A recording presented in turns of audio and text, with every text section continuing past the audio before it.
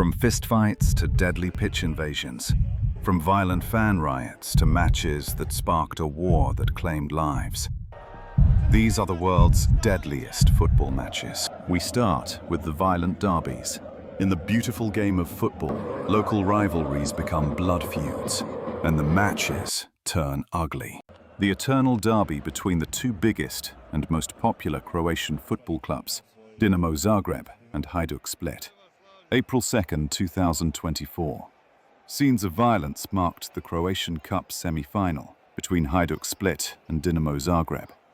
After the match at the Poljud Stadium, which ended with a 1-0 victory to the visitors from Zagreb, the home team's ultras broke through security onto the pitch to confront the Hajduk players. The police managed to push the fans back into the stands, only for the ultras from the extreme Torcida faction to break seats and throw objects at law enforcement and onto the pitch. After the situation calmed down, Croatian Football Federation announced that Poljud Stadium would be closed indefinitely. Red Star Belgrade versus Partizan Belgrade. May 8th, 2010. Serbian Superliga. The Eternal Derby. Serbia's biggest grudge match. In 2010, it lived up to its deadly reputation.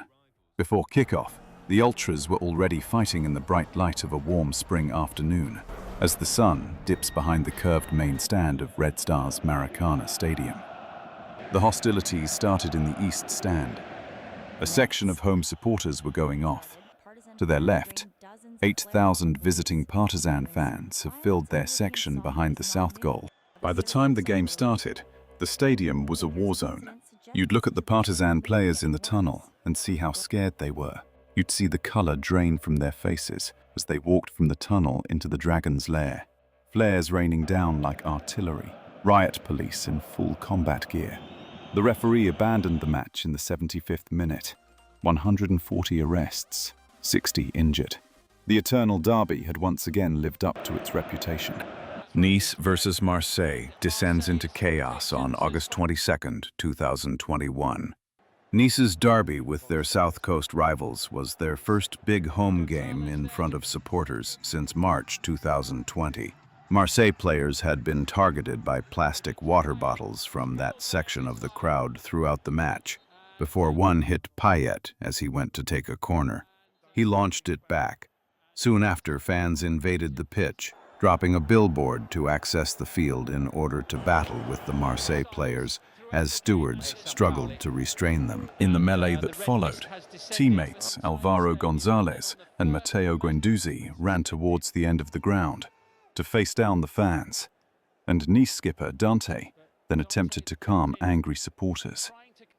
Players and officials eventually made it off the pitch and back down the tunnel, away from the chaos outside. Nice docked 2 points. Marseille defender Alvaro Gonzalez and physio Pablo Fernandez given bans for their role in the brawl, with the match replayed. The Super Clásico, the most passionate derby in world football. Boca Juniors versus River Plate. Copa Libertadores quarter-final, 2015. Fans managed to get through high-wire fencing and onto the pitch. Half-time. Boca players walking through the tunnel back to the pitch. Television pictures showed River players, Leonardo Ponzio and Lionel Vangioni, rubbing their eyes, with other players pouring water over their faces after apparently being sprayed with tear gas. River players rubbed their eyes as they entered the field to start the second half through a makeshift tunnel, many using their shirts to try to clear their vision.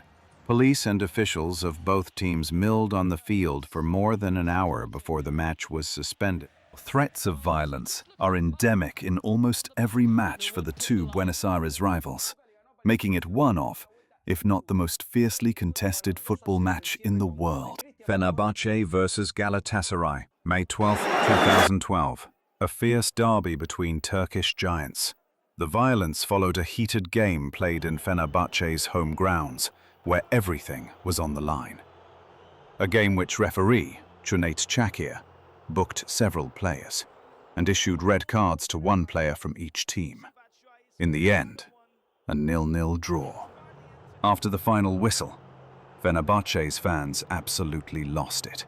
They broke plastic chairs and threw them at the police and Galatasaray players. Flares were also used. Police used their shields to protect Galatasaray players on the pitch. Officers used pepper spray to disperse fans as players fled to changing rooms. Violence continued outside the stadium. Rioters overturned rubbish bins and smashed shop windows, leaving nearby streets destroyed in their wake, with Fenerbahce's fans pelting police vehicles with stones, overturning 2 police vehicles and set them on fire. Meanwhile, elsewhere in the country, a 29-year-old man wearing a Galatasaray shirt was attacked by Fenerbahce's fans and stabbed in the abdomen. The man was later confirmed to be in a stable condition. The 1984 Copa del Rey final between Barcelona and Athletic Bilbao on May 5, 1984, known as the Battle of the Bernabeu, which involved players from both teams, coaches, and even riot police. Diego Maradona at his peak, and the Butcher of Bilbao. The match had been highly charged due to a long-standing and bitter rivalry, which was greatly intensified by an incident the previous season, when Athletic defender Andoni Goicoechea had inflicted a career-threatening ankle fracture on Diego Maradona with a brutal tackle. The game itself was a physical and tense affair. Immediately after the final whistle, the tension exploded.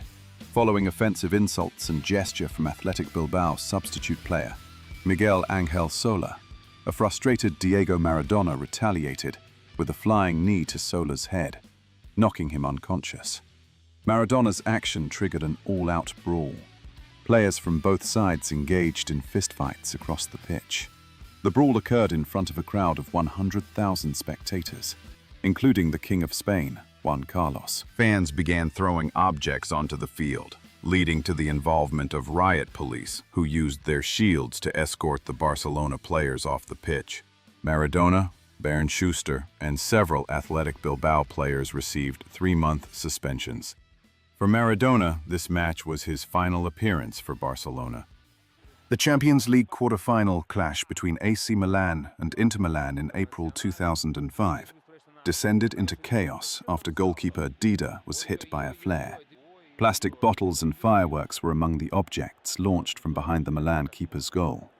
With 73 minutes played of the second leg, the referee abandoned the match, and the tie was later awarded to Milan, who were leading 3-0 on aggregate. The tension had been brewing when they disallowed the goal from Esteban Cambiaso. The Inter Milan supporters went nuts. They started throwing down objects, flares. The atmosphere that night at the San Siro, the iconic picture that has its own legacy captured at the end of Milan and Inter heated game, Rui Costa and Marco Materazzi.